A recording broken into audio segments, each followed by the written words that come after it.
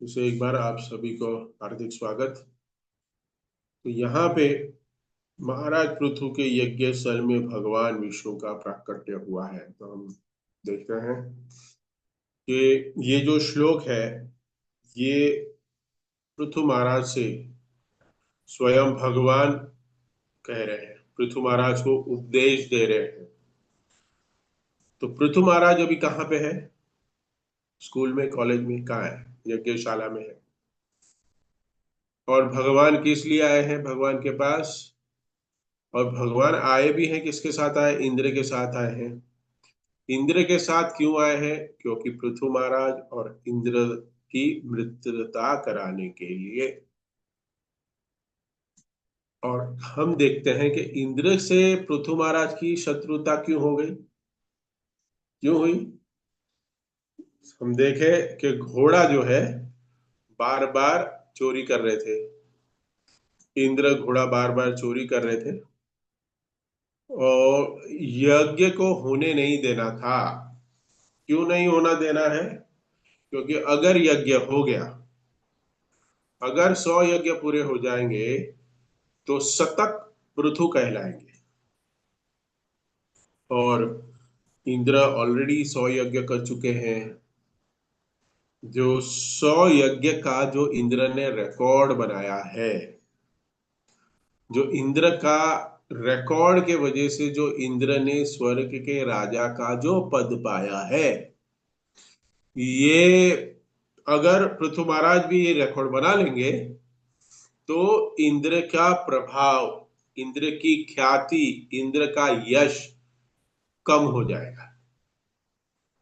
इसके लिए 100 यज्ञ करने के लिए बार बार इंद्र क्या कर रहे थे? व्याधि, अवधि, अवधा, कह सकते हैं कि बार बार अड़चने पैदा कर रहे थे। तो घोड़ा बार बार चुरा रहा था इंद्र। तो बहुत सुंदर कथा है कि पृथु महाराज ने फिर आज्ञा कर दी कि चलो ठीक है, इंद्र को मार दो, इंद्र को आहुति दे देंगे। और उस समय हमने देखा कि ब्रह्मा जी ने कहा ऐसा मत करो। और फिर पृथु महाराज ने ब्रह्मा जी की बात मान ली है और भगवान इंद्र के साथ स्वयं आए संधि कराने के लिए, उनके मित्रता कराने के लिए। और भगवान जो इस श्लोकों में उपदेश दे रहे हैं पृथु महाराज को। तो पृथु महाराज को जो उपदेश है, ये उपदेश उनके लिए नहीं है। वे जो है पृथु महाराज, वो स्वयं सत्तावेश अवतार है, उनको देने की क्या जरूरत है? उनको नहीं पता? सब कुछ जानते हैं वो शुद्ध भक्त है। शुद्ध भक्त के हृदय में तो ददामि बुद्धि योगम तम, ये न माम उपाद्यते। हाँ, मैं शुद्ध भक्त को, जो बुद्धिमान व्यक्ति है, जो भक्त है, उसको क्या मैं देता हूँ? बुद्धि प्रदान करता हूँ। हाँ, और अज्ञान का नाश करने के लिए ज्ञान का दीपक जलाता हूं, मैं हृदय के अंदर से ज्ञान देता हूं। आएगा यहाँ पे भी स्वयं ज्योतिर शब्द आया है, बहुत इंपॉर्टेंट है। आप सभी भक्तों से कहूंगा जिन जिनके पास भागवतम है वो लेके बैठिएगा आज। तो तो पृथु महाराज के साथ इंद्र की जो संधि कराने के लिए आए हैं, वो एक भगवान की लीला है। मद भक्ता नाम विनोदार्थाय तमोम विधि विधा क्रियाय। विविध क्रिया में करता हूं। क्यों करता हूं? भगवान कहते हैं मैं तद भक्ता नाम विनोदार्थाय, विनोद के लिए। किसको? मेरे भक्तों को विनोद प्रदान करने के लिए मैं अलग अलग लीलाओं करने के लिए प्रकट होता हूं, मैं अलग अलग लीलाएं करता हूं। भगवान लीला कर रहे हैं, इसके लिए भगवान को लीला पुरुषोत्तम भी कहते हैं। भगवान लीलाएं जो करते हैं वो भक्तों के आनंद के लिए करते हैं। और उसके साथ साथ कि जो भक्त इस संसार के कर्म बंधन में फंसे हुए हैं, उनको ज्ञान प्रदान करने के, उनको ज्ञान देने के लिए भगवान लीला करते हैं। और ये अलग अलग लीलाओं से हमें समझना चाहिए कि ये लीलाएं में ये कोई भी ऐसी लीलाएं नहीं है जिसमें भगवान स्वयं इस लीलाओं के अधीन है। आएगा, प्रकृति के 3 गुणों के विषय में भी आएगा। तात्पर्य में प्रभुपाद ने एक एक लाइन इतनी सुंदर लिखी हुई है कि हम इसको दृढ़ता से और एकदम डिटेल में स्टडी करें तो पूरे हफ्ता कम पड़ेगा। तो ये हम लोगों के लिए है, पृथु महाराज के लिए नहीं है। ये हम लोगों के लिए, हम जैसे बद्ध जीव के लिए लीला है। क्योंकि जैसे हम ईर्ष्या, सबसे बड़ा क्या है ईर्ष्या, किसके मन में थी? इंद्र के, कि मेरी पोजीशन में कोई नहीं आना चाहिए। Everybody's are struggling very hard to keep first of all gaining the first position. सबसे पहले सभी लोग इतना कठोर परिश्रम कर रहे हैं क्योंकि उसको टॉप ऑफ द वर्ल्ड रहना है, उसको हमेशा टॉप पे रहना है। और आने के बाद भी जब टॉप में आ जाते हैं उसके बाद तो और ज्यादा परेशानी होगी। क्यों? क्योंकि उस टॉप पोजीशन को आपको संभालना पड़ेगा। To maintenance, to maintain the first position is very difficult. बहुत, इसके लिए इस भौतिक जीवन में हम देखते हैं और हाँ, स्पिरिचुअल वर्ल्ड में भी देख सकते हैं कि भगवान ने अपने हाथ में मेंटेनेंस मेंटेनेंस अपने हाथ में रखा है। इस सृष्टि का सर्जन करते हैं ब्रह्मा जी, दे दिया, चल तुम एक बना के कर दोगे, बना दोगे, चलो ठीक है बना दो। प्रलय, विध्वंस शिव जी को दिया, 1 सेकंड का काम, 1 सेकंड में तुम कर दो, ठीक। लेकिन उसके बीच सृजन और प्रलय के बीच में जो मेंटेनेंस है वो भगवान ने अपने हाथ में रखा, क्योंकि the most difficult, this is a most difficult activity. उसी प्रकार जब टॉप पे आ जाते हैं तो उसको मेंटेन करने के लिए ये ईर्ष्या बहुत ही महत्व गुण होना चाहिए। और ये गुण आ ही जाता है, इसके बिना आप टॉप पे जा ही नहीं सकते। आप फर्स्ट पे जा ही नहीं सकते, ईर्ष्या करनी ही पड़ेगी। और इंद्र को इस ईर्ष्या के वश ही ये पूरा सीन क्रिएट हुआ है। और फाइनली भगवान इंद्र को लेके आए हैं और फिर इंद्र और पृथु महाराज आगे के श्लोकों में मैत्रिता करेंगे, भाई भाई बनेंगे। हाँ, आगे के श्लोकों में आप देखोगे। तो ये कह रहे हैं कि भगवान यहाँ कह रहे हैं पृथु महाराज से कि इंद्र से शत्रुता मत करो, नहीं करनी चाहिए आपको। क्योंकि शत्रुता तो इस भौतिक संसार में देखी गई है। तो शत्रुता जो हम देख रहे हैं कि हम इस शत्रुता क्यों करते हैं? क्योंकि हम अपने आप को शरीर मान चुके, हम ये शरीर है, ऐसी बुद्धि है हमारी, ये शरीर है जिसकी वजह से ये शत्रुता रहती है, ईर्ष्या होती है, सारे कल्मश होते हैं। लेकिन पृथु महाराज को भगवान कहते हैं तुम तो देहात्म बुद्धि से ऊपर हो, तुम परे हो, और तुम तो को अंदर से, तुम्हारे हृदय से परमात्मा का गाइडेंस मिल रहा है, तुम पा रहे हो। पृथु महाराज को भगवान कह रहे हैं मैं अंदर से तुम्हें ज्ञान दे रहा हूं, तुम्हें ज्ञान प्रदान कर रहा हूं, ज्ञान का दीपक जला रहा हूं, अज्ञान का नाश कर रहा हूं। तो वो भगवान, जो परमात्मा स्वरूप भगवान हमारे हृदय में है, उनका वर्णन स्वयं भगवान कर रहे हैं श्लोकों में। भगवान परमात्मा स्वरूप जो प्रत्येक जीव के हृदय में है, वही अपना अपना वर्णन कर रहे हैं परमात्मा रूप का इस श्लोक में। सो भगवान जो है यहाँ पर, यहाँ तात्पर्य के साथ साथ हम चर्चा करते रहेंगे इसमें। तो प्रभुपाद ने ये जो तात्पर्य में जो कहा है, श्री प्रभुपाद की जय। पिछले श्लोक में 2 महत्वपूर्ण शब्द आए हैं। पिछले श्लोक की बात कर रहे हैं, आप लोग खोल के देख सकते हो, जो 6वां नंबर का श्लोक है। इस श्लोक का जो 6 नंबर की श्लोक संख्या है, उसमें दो महत्व शब्द आए हैं। असंसक्तः, बिना आसक्ति के, और जो अंत का जो है, ये स्टार्ट और अंत का जो दो शब्द है, असंसक्ता जो स्टार्ट का है, और बुधः, बुधः, तो बुधः मतलब विद्वान पुरुष, जो सर्व वस्तु को जानने वाले। तो असंसक्ता अर्थात बिना आसक्ति, तथा बुध अर्थात हर वस्तु को जानने वाला। तो जानने वाले से तात्पर्य है कि वह न केवल अपनी स्वाभाविक स्थिति से पूर्ण रूप से परिचित हो।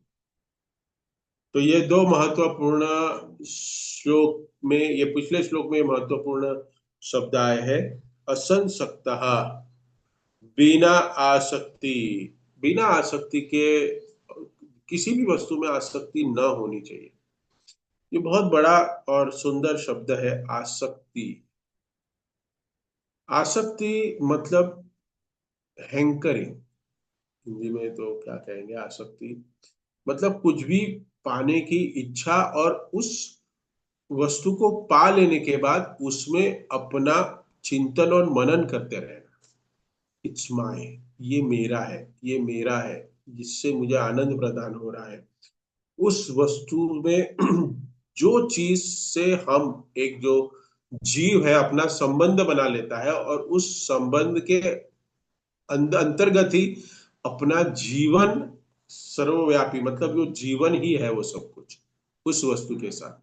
तो उस वस्तु को आसक्ति कैसे, ये आसक्ति बहुत अलग अलग प्रकार की हो सकती है। किसी को अपने परिवार में हो सकती है, किसी को अपने धन में हो सकती है, किसी को अपने गाड़ी में हो सकती है, किसको अपनी ज्वेलरी में हो सकती है, किसको अपने पति में हो सकती है, पत्नी में हो सकती है। ये आसक्ति किसी के साथ भी हो सकती है।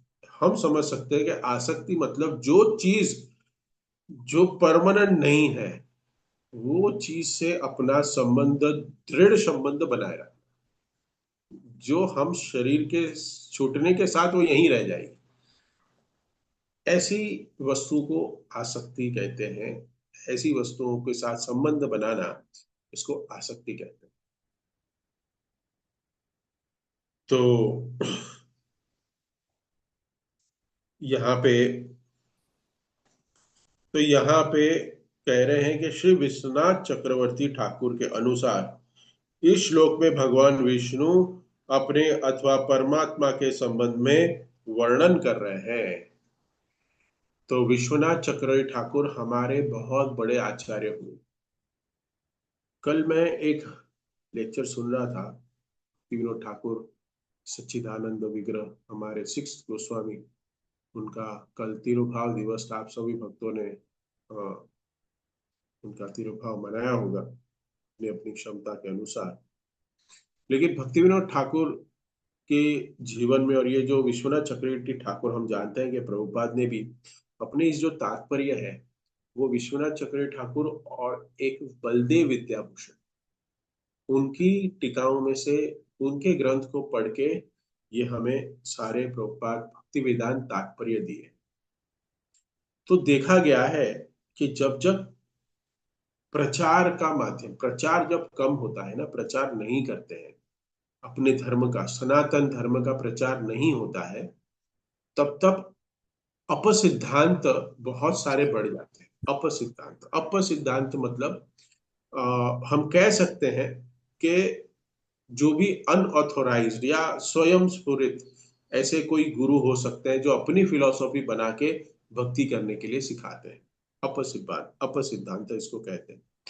तो हम देखते हैं कि जब महाप्रभु इस धराधाम में थे, उससे पहले भी मैं कहता हूं, ये जो अपसिद्धांत स्थापित हो रहे हैं, ये अनादिकाल से चल रहा है।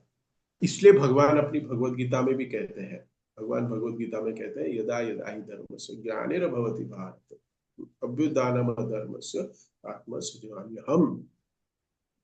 और फिर कहते हैं, साधुओं की रक्षा करने के लिए, धर्मों की रक्षा करने के लिए मैं बार बार प्रकट होता हूँ। वो क्यों प्रकट होते हैं? क्योंकि अपसिद्धांत स्थापित हो जाते हैं और धर्म का नाश होता है। वैसे ही हम देखते हैं कि हमारे इस 500 साल पूर्व में भी बहुत सारे अपसिद्धांत स्थापित हुए, और हम अभी देखते हैं कि अभी भी एक अपसिद्धांत बहुत फेमस चल रहा है। अपसिद्धांत फैल रहा है। क्यों? क्योंकि प्रचार ठीक से नहीं हो रहा है, प्रचार हम कम करते हैं। इसलिए जब जब प्रचार कम होता है, ये अपसिद्धांत फैलता है। इसलिए हर एक वैष्णव का ये कह सकते हैं कि वो उसका कर्तव्य है, उसकी ड्यूटी है प्रचार करना, क्योंकि अपसिद्धांत ना फैले। तो महाप्रभु जब लीला कर रहे थे और महाप्रभु अपनी लीला संपन्न करके जब भगवत धाम चले गए, लुप्त हो गए, तब बहुत सारे अपसिद्धांत तो फैल गए।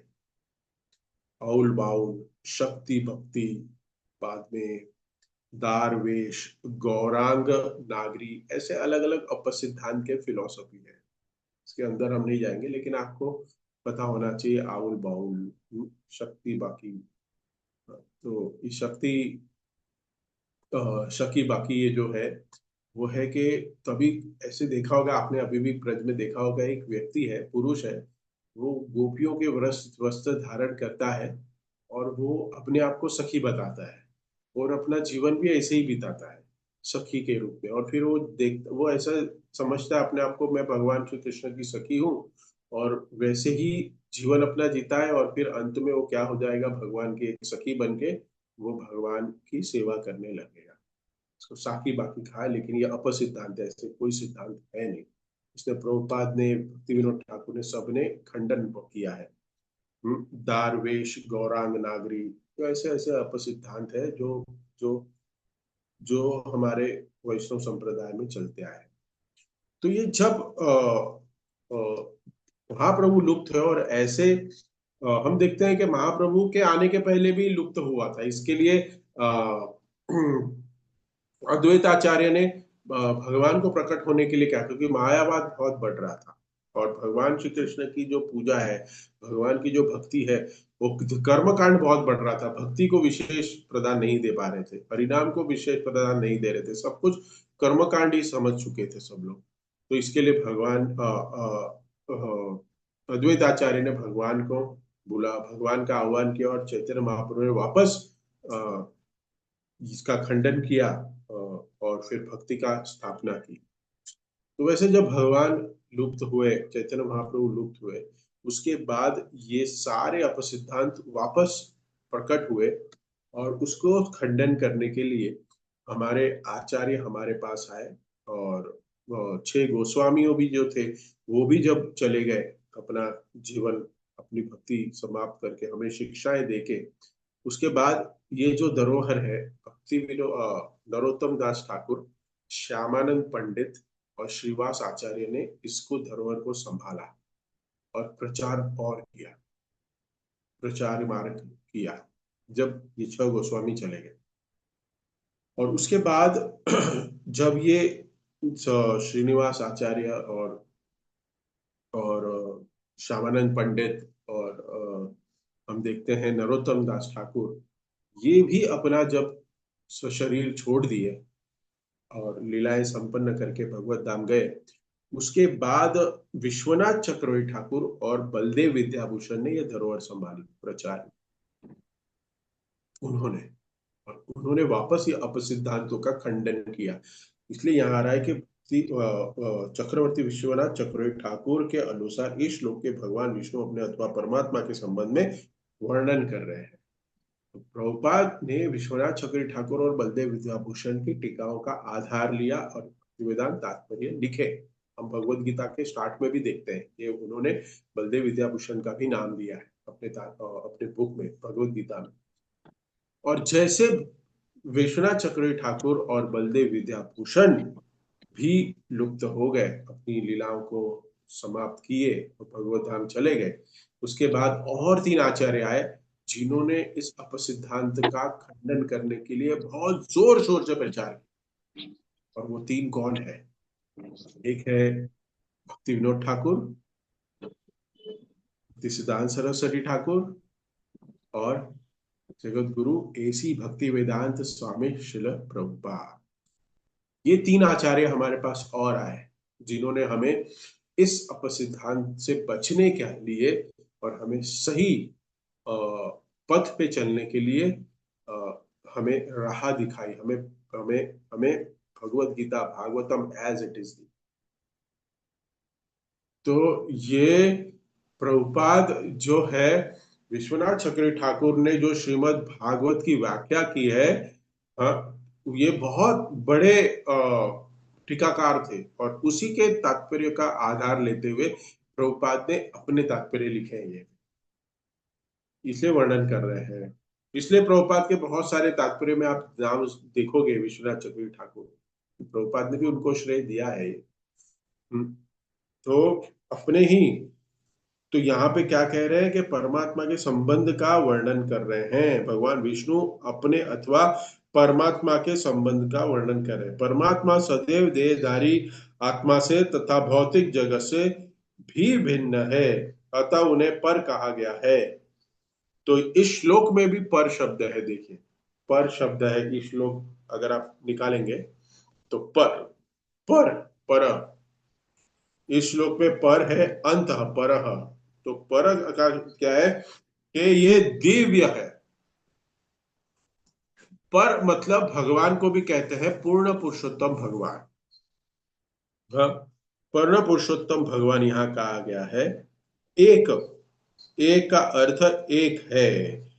एक का अर्थ देखिए इस श्लोक में है, तात्पर्य में भी दिया है और इस श्लोक में भी है। एक का श्लोक में कहा है एक, पहला ही है, देखिए श्लोक, पहला ही श्लोक का अर्थ है सबसे पहला एक, हाँ, एक, एक का अर्थ मतलब क्या है, एकल कृष्ण, मतलब भगवान सिर्फ एक ही है, भगवान जो है कृष्ण, और वो एक ही है। और इस भौतिक संसार में आए हुए बद्ध जीव विभिन्न रूपों में रहते हैं, विभिन्न रूपों में रहते हैं, जीव अनेक है, लेकिन जो परमात्मा है वो एक ही है। लेकिन ये जो परमात्मा है वो अनेक की तरह रहता है, अनेक जीव के हृदय में। आप समझ रहे हैं, हर एक जीव के साथ अनेक अनेक बन के रहते हैं परमात्मा। जैसे ऐसे लग रहा है हमें कि भगवान अलग अलग है, अनेक है, लेकिन नहीं, जीव अनेक है, लेकिन परमात्मा, हमारे जो शरीर में जीव है, आपके शरीर में जीव है, मेरे शरीर में जीव है, वो अलग अलग है, लेकिन प्रत्येक शरीर में हृदय में जो परमात्मा स्वरूप विराजमान है वो अलग नहीं है। वो अलग अलग जैसे हमें लग रहा है, लेकिन एक ही है। इसका उदाहरण क्या है, कौन बताएगा? द्वारिका में उदाहरण दे सकते हैं, द्वारिका जो लीला का जानते हैं कि 16,108 रानियां, वो सब अलग अलग है, लेकिन भगवान श्री कृष्ण सबके साथ है और सबको क्या बता रहे हैं, मैं सबसे ज्यादा तुम्हें प्रिया प्रेम करता हूं, तुम सबसे मेरी प्रिय हो, और सब बच्चों के साथ खेलते हैं। हाँ, हम नारद जी की लीलाओं में देखते हैं, नारद जी की कथा में विविल्डर्ड, कहते हैं ना, आश्चर्य हो गया कि भगवान किसी पटरानी के जो अपने पुत्र है उसको स्कूल में छोड़ने जा रहे हैं, कभी किसी को नहला रहे हैं बच्चों को, हाँ, कभी किसी के साथ क्रिकेट खेल रहे हैं, कभी दोनों मोबाइल पे बैठे हैं बाप और बेटे, अलग अलग डिवाइस पे। हाँ, ऐसा होता है ना। ऐसी लीलाएं भगवान करते हैं। तो भगवान एक ही है, पटरानियां सारी अलग अलग है, लेकिन भगवान एक ही है। ये उदाहरण है हमारे लिए कि जीव अलग अलग है, यहाँ पे बता रहे जीव अलग अलग है, लेकिन परमात्मा हृदय में जो बैठे हैं वो भिन्न नहीं है, वो एक ही है, अलग अलग जगह पे, अलग अलग हृदय में बैठे हैं एक ही परमात्मा। और आगे कहते हैं ये देवता मनुष्य पशु वृक्ष पक्षी मधुमक्खी इत्यादि रूपों में रहते हैं। ये मतलब कौन, ये देवता, ये देवता मतलब किसकी बातें कर रहे हैं, ये ये का मतलब है यहाँ पे बद्ध जीव विभिन्न रूपों में रहते हैं। हाँ, 84 लाख योनियों में रहते हैं। जलजा नवलक्षाणी स्थावर लक्ष विपशति कृम रुद्र संख्या, श्लोक जानते हैं आप लोग, 84 लाख स्पीसीज में। और इस जीवों की बात कर रहे हैं, परमात्मा जो जो सभी जीवों के साथ अलग अलग रहता है, लेकिन जीव अलग अलग है, परमात्मा एक ही है। तो इसलिए लिख रहे हैं कौन से जीव है, देवता मतलब 4 लाख योनियों में आ गए, ठीक है, 84 लाख स्पीसीज, 4 लाख योनि में। मनुष्य उसी में आ गए, पशु आ गए, वृक्ष आ गए, पक्षी आ गए, मधुमक्खी इत्यादि, मतलब ये 84 लाख योनियों में से प्रभुपाद ने एक एक कैटेगरी को ले लिया है। इस प्रकार जीवात्मा एक न होकर अनेक है, अनेक है। तो एक जो शब्द है इस श्लोक में आ रहा है स्टार्ट में, एक वो परमात्मा के लिए है, एक ही है वो। और जीव कितने हैं, अनेक, असंख्य है, अनेक है। तो जैसे कि वेदों में पुष्टि की गई है, नित्यो नित्यानाम चेतनस चेतना नाम, यहाँ पे एक शब्द भूल गए तात्पर्य में लिखने के लिए, चेतन, चेतनस चेतना नाम, तो चेतनस भूल गए उन लोग, चेतना नाम। तो ऐसी जीवात्मा जो अनेक है, नित्यो नित्यानाम, नित्यो, नित्य एक वचन है, नित्यो नाम। हम्म? और तो नित्य जो है वो परमात्मा के, और नित्यानाम मतलब बहुवचन, तो ये जीवों के लिए। और जीव भी नित्य है, और भगवान जो परमात्मा है वो नित्य, वो भी नित्य है, लेकिन ये नित्यानाम मतलब ये बहुवचन है। हम्म? तो परमात्मा एक है, और अनेक कौन है, वो जीव है। और उनमें वो नित्यों में से, सारे नित्यों में से एक नित्य है, सब नित्य है यहाँ पे। इसका मतलब क्या है कि जीव सब अलग अलग रूप से नित्य है, अपना व्यक्तित्व नित्य रखे हुए हैं हम जो जीव है। हाँ? जैसे ये सारी जीवात्माएं दिख रही है हमें, तो पिछले जन्म में कोई दूसरा शरीर था, और उसके पिछले जन्म में और पिछले पिछला जन्म में और कोई दूसरा शरीर होगा, और उसकी हिस्ट्री है कैसे गुण रूप कर्म, अपने कर्म के अनुसार वो अपनी हिस्ट्री बना चुका है, और आगे भी बनाएगा। तो हम ये नहीं कह सकता कि ये पिछले जन्म में कुछ नहीं था, कुछ भी नहीं था, वो डायरेक्ट फर्स्ट टाइम अभी पैदा हुआ है, ऐसा नहीं बोल सकते। ये जीव जो है वो शरीर बदलता रहता है, और जिस शरीर में रहता है वो शरीर में अपने कर्म के अनुसार वो ऑलरेडी दूसरा शरीर बनाने की तैयारी कर रहा है, ऑलरेडी तैयारी कर रहा है। तो एक शरीर में छोड़ के दूसरे शरीर की तैयारी करता है, क्या मिलेगा मुझे, अगले शरीर मुझे कौन सा चाहिए, उसके हिसाब से अपने कर्म करता है।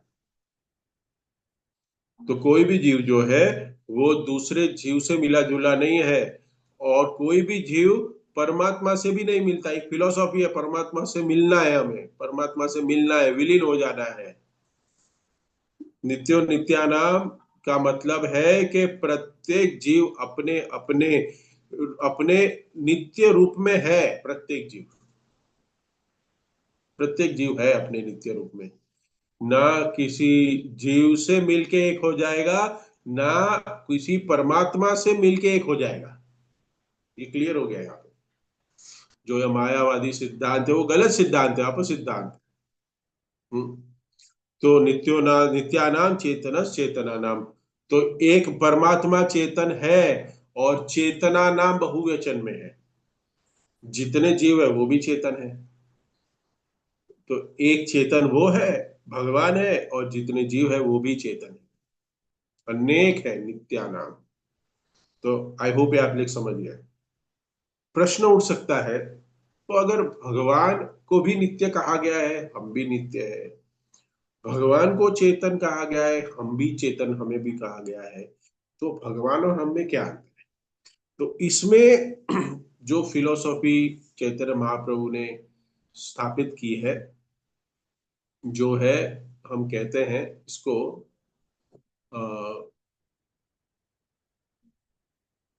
अचिंत्य भेदाभेद। तो समुद्र का पानी है, वो क्या है, खारा है। तो आप अगर समुद्र में से एक लोटा पानी निकाल लीजिए, और उस पानी को किसी को दिखाइए, तो आप क्या कहोगे ये पानी को,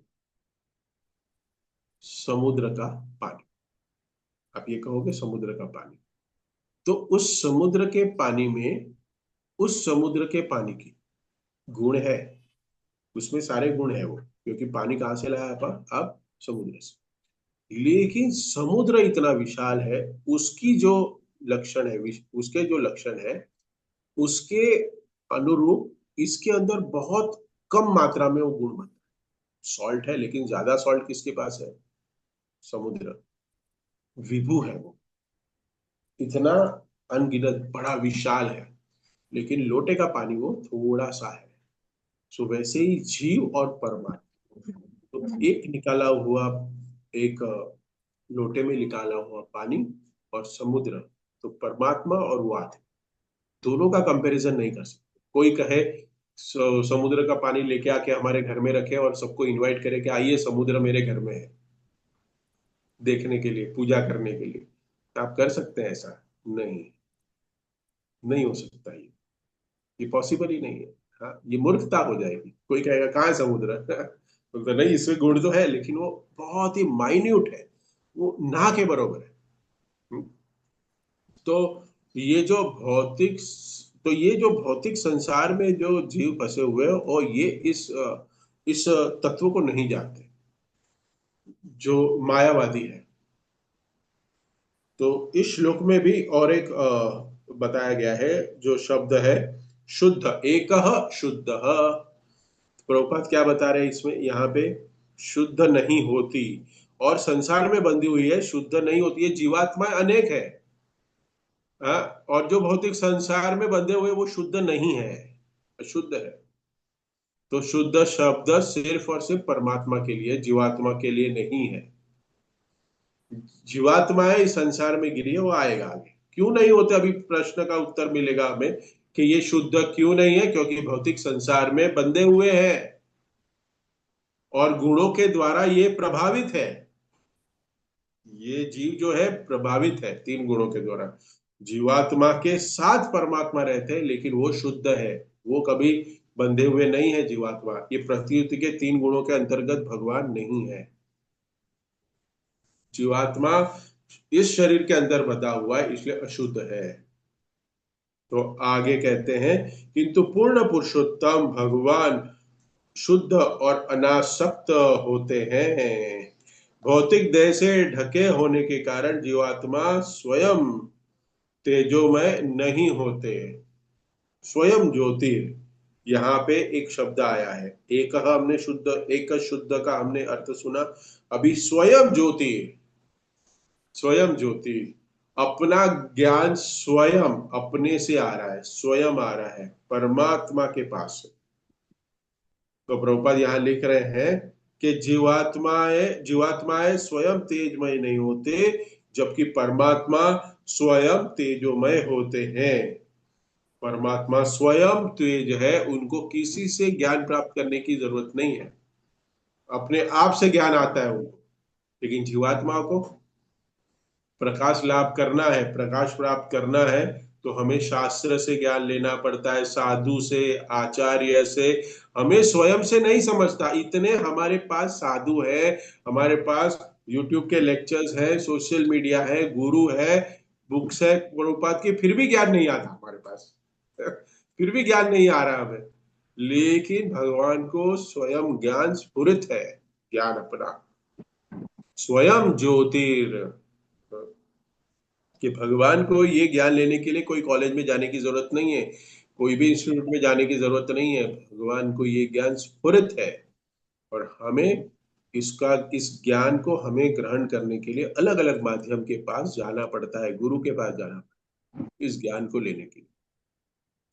जीवात्मा भौतिक प्रकृति के दूषित होने के कारण जीवात्माएं गुणाश्रित कहते हैं, जब भगवान गुणाश्रय है।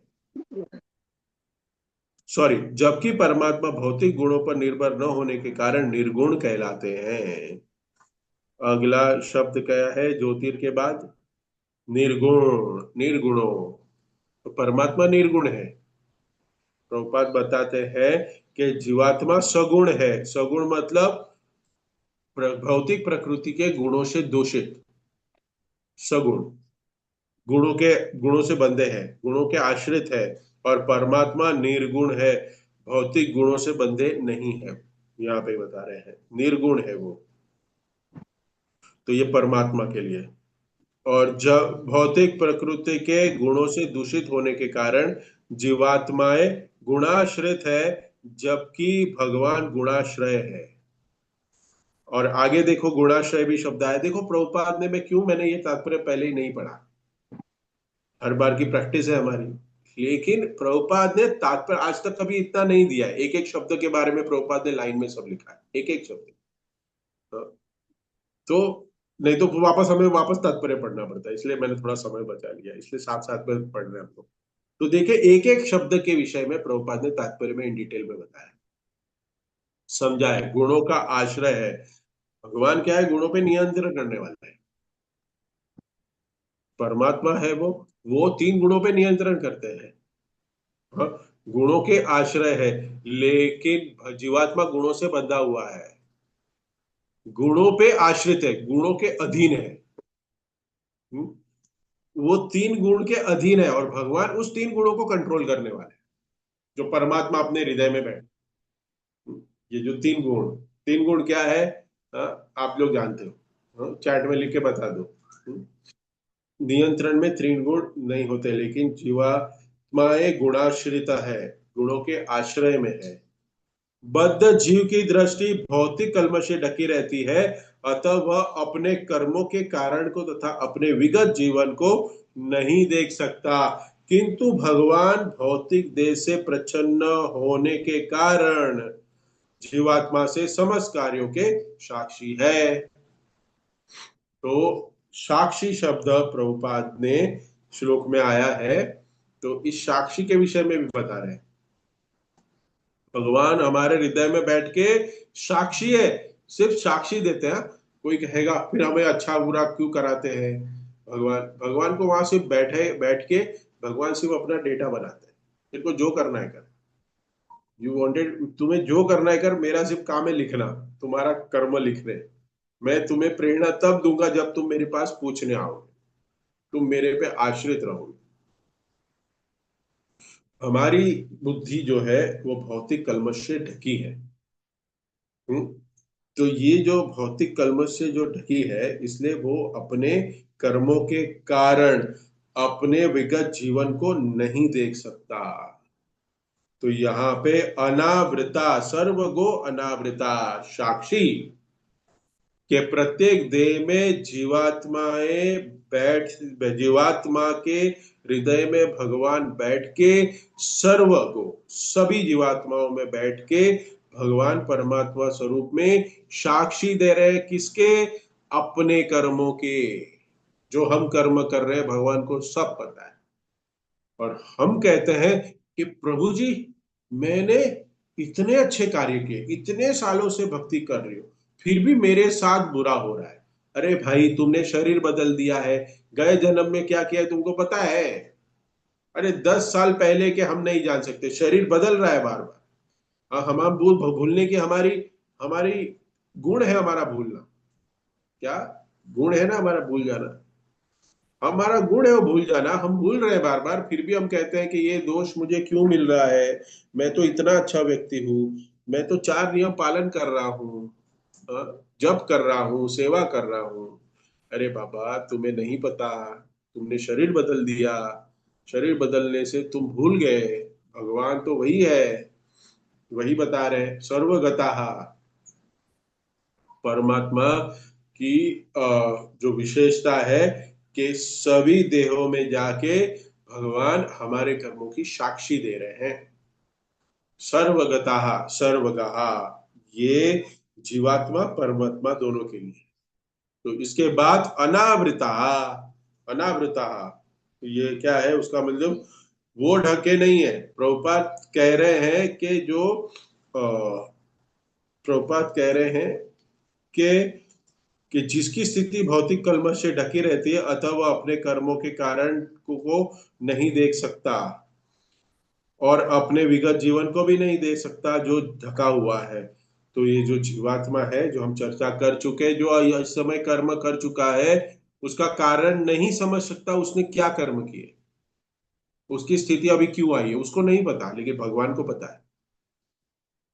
जैसे हम अभी रघु की कथा सुनते हैं जगन्नाथ की, तो वो अपने शरीर में इतनी पीड़ाएं भोग रहा था और भगवान उसकी सेवा कर रहे थे।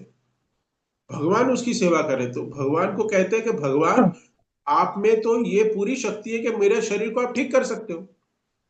भगवान को कहते हैं कि भगवान आप तुम पूरे पूरा मेरा शरीर ठीक कर सकते हो, फिर भी आप मेरा शरीर न ठीक करके मेरी सेवा कर रहे हो क्या? तो भगवान कहते हैं कि नहीं, तुम्हारे कर्म कुछ ऐसे हैं, तुम्हें शुद्ध बना रहे हैं, ऐसी व्याधि तुम्हें हो गई है जिसके तुम्हें कर्म से भोगना है, और इस कर्म को भोगने के बाद तुम पूर्ण शुद्ध हो जाओगे और मेरे भगवत धाम लौटोगे। इसके लिए मैं तुम्हारे कर्म के बंधन जो है उसको छुड़ाने के लिए तुम्हें सहायता कर रहा हूं, ना कि उस कर्म को मैं बने रहता हूं। ये बहुत बड़ा विज्ञान है।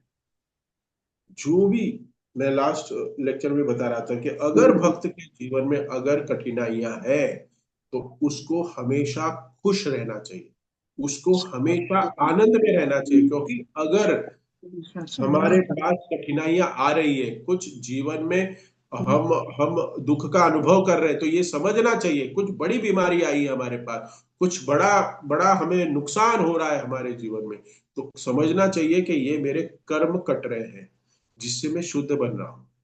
और अगर जीवन में कुछ अच्छा हो जाए तो समझना चाहिए कि जो मैंने सुकृति कमाई है उसको मैं अभी खर्च कर रहा हूं, ये खर्च हो रहे हैं मेरे, जिससे मुझे और बंधन में बंधना पड़ेगा। तो यहाँ पे वही बता रहे हैं भगवान, यही कहते हैं, ये इसी सिद्धांत को स्थापित कर रहे हैं कि परमात्मा अनावृता है, परमात्मा नहीं ढके हुए हैं, और वो जानते हैं अपने कर्मों को, इसलिए वो साक्षी दे रहे हैं। हम जितने भी कर्म कर रहे हैं वो भगवान साक्षी दे रहे हैं, जीवात्मा के सब कर्मों को जानते हैं, पिछले जीवन से पिछले पिछले पिछले जितने भी जन्म हम लिए हैं, हमारी पूरी हिस्ट्री है उनके पास। और भगवान की डेटा कभी करप्ट नहीं होता है, और कभी उनकी हार्ड डिस्क फॉर्मेट नहीं होती। क्योंकि परमात्मा अनावृत है, ढके नहीं हम। अनावृत है। उसके बाद क्या आता है, किंतु श्री भगवान भौतिक देह से प्रसन्न न होने के कारण जीवा जीवात्मा के समस्त कार्यों के साक्षी है। अनावृता के बाद साक्षी, साक्षी का मतलब जो हमने चर्चा कर दिया कि जीव के प्रत्येक कर्मों को जानना, वो साक्षी दे रहे हैं। क्योंकि जीवात्मा कुछ नहीं जानता, ये जो हमने चर्चा की है, क्योंकि वो अपना शरीर बदल रहा है। भगवत गीता में देखते हैं, वे गुण के एक है किंतु वे कई प्रकार के भिन्न भी है, विशेषतः छह ऐश्वर्य के संबंध में। छह ऐश्वर्य, हाँ, तो भगवान छह ऐश्वर्यों से पूर्ण पुरुषोत्तम कहते हैं हम लोग, क्योंकि उसमें छह गुण है, भगवान कहते हैं। हम्म, तो ये बहुत सुंदर है कि भगवान छह ऐश्वर्यों से पूर्ण विद्यमान है। और आगे कहते हैं कि छह ऐश्वर्यों के संबंध में जो भगवान में पूर्ण रूपेण विद्यमान है। पूर्ण ज्ञान का अर्थ होता है कि जीवात्मा अपनी तथा परमेश्वर की स्थिति को जाने हैं, यही पूर्ण ज्ञान है। तो ये पूर्ण ज्ञान क्या है? जैसे मैं पहले भी बता चुका हूं कि द नॉलेज, ये जो ज्ञान है ना, ये ज्ञान शब्द क्या कहता है? ज्ञान का अर्थ वही है कि जो नॉलेज, जो ज्ञान हमें आत्मा, परमात्मा और जीव के तीनों का जो संबंध है, जो तीनों का संबंध है, ट्रायंगल जो संबंध है, उसके विषय में हमें नॉलेज दे, हमें उसमें विषय में ज्ञान दे, उसी को ज्ञान कहते हैं। ना कि कोडिंग करना, ना कोई इंजीनियरिंग करना, ना बहुत भले अलग कोर्स करना, ये कोई ज्ञान नहीं है, क्योंकि ये ज्ञान सारा भौतिक है। वो आपको यहीं बैठा के रखेगा, आपको एक नया शरीर प्रदान करेगा, आपको एक नया शरीर प्रदान करेगा। इसको नॉलेज नहीं कहते, उसको कोई ज्ञान नहीं करते, उसको ज्ञानी भी नहीं कहते, उसको स्कॉलर भी नहीं कहते। क्या कहते हैं हम लोग उसको? मूढ़ा, मूर्ख है, क्योंकि अपने आप को शरीर बना के, शरीर समझ के अंतर्गत सारे कार्य कर रहा है। इसलिए यही बताने के लिए जो मैंने अभी बताया, मूढ़ः, शरीर समझ के अंतर्गत कार्य करना, यही श्लोक में, यही ये जो जो वाक्य चल रहा है, ये जो चल रहा है भागवतम में, कि पृथु महाराज और इंद्र भी अपने आप को शरीर समझ बैठे हैं, इसके लिए अपनी पोस्ट पोजीशन को बनाए रखने के लिए झगड़ रहे हैं। तो ये जो भी है, पोस्ट पोजीशन, ऐश्वर्य, धन दौलत, पति पत्नी, जो भी अपने जीवन में है, वो सब कुछ शरीर के साथ संबंधित है। आपके खुद के, जैसे हम कहते हैं कि हमारा और आपका, हमारा और आपका मतलब कौन? हम आत्मा। और वो आत्मा को तो हरे कृष्णा कृष्णा कृष्णा हरे हरे, हरे राम राम हरे हरे, वही चाहिए और कुछ नहीं चाहिए। भगवान की भक्ति चाहिए। उसको तो सिर्फ, उसका तो सिर्फ एक और एकमात्र उद्देश्य वही है कि कैसे इस शरीर में रह के, इस व्हीकल को, व्हीकल में बैठ के मैं जल्द से जल्द वृंदावन पहुंचू, जल्द से जल्द। इसके लिए एक बहुत सुंदर भक्त थे, वो कहते हैं कि बैलगाड़ी में भी वृंदावन जा सकते, ट्रेन में भी जा सकते हैं, एरोप्लेन में भी जा सकते हैं, करेक्ट, और चल के भी जा सकते हैं, बट टाइम लगेगा, टाइम लगेगा। तो चल के जाना मतलब क्या पता है? एक ऐसा शरीर प्राप्त करना जिसमें भगवान की भक्ति को समझने के लिए कोई ज्ञान है ही नहीं उसको। तो उसको चल के अगर वृंदावन जाना हो तो एक दो महीना लग जाएगा, ज्यादा भी लग सकता है, महीना भर तो लग ही जाएगा, चलेंगे रोज रोज रोज। तो हमारे पास है ना, शिल प्रभुपाद ने हमें प्लेन में बिठा दिया है, क्योंकि हमें इतना ज्ञान दे दिया इस संसार के सारे जीव का, प्रकृति का, गुण का, श्रीमद् भागवतम भगवत गीता का इतना सुंदर हमें ज्ञान दे दिया है, जिससे हम तुरंत समझ के हम प्लेन में बोर्ड कर सकते। लेकिन क्या प्रॉब्लम है कि हम वो इमिग्रेशन काउंटर तक जाते ही नहीं, टिकट हाथ में लेके बैठे हैं, लेकिन जाओ नहीं जाओ, जाओ नहीं जाओ, क्या करूं? सोच रहे, नहीं नहीं मैं ट्रेन में जाता हूँ, नहीं नहीं नहीं मैं चल के आता हूँ, आप जाओ आप जाओ आप जाओ।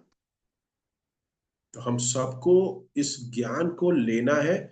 और ये देखो यहाँ पे पृथु महाराज और जो यहाँ बता रहे हैं ना, भगवान क्यों बता रहे हैं इस ज्ञान को, परमात्मा आत्मा का?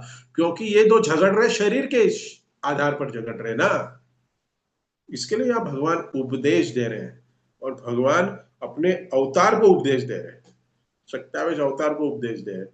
तो भगवान हमें उपदेश दे रहे हैं, क्योंकि हम जीव समझ के, अपने आप को शरीर समझ के सारी क्रियाएं कर रहे हैं। इसलिए कहते हैं द्वेष तो कर ही नहीं सकते हम। भगवत गीता में भी हम देखते हैं कि जो जो शुद्ध नाम की तरह जो पहुंच गया है, तो क्या श्लोक है याद में नहीं आ रहा है मेरे को, सुपाचेन पार्श्वत्वान, कि वो सभी को एक तरह से देखता है, क्योंकि वो सब में परमात्मा को सौभाग्याच्या देखता पंडिता समदर्शिने. है। पंडिता। हम्म। तो वो पंडित है क्यों? क्योंकि उसको सारा ज्ञान आ गया है, वो कई शरीर के रूप में किसी को देखता ही नहीं।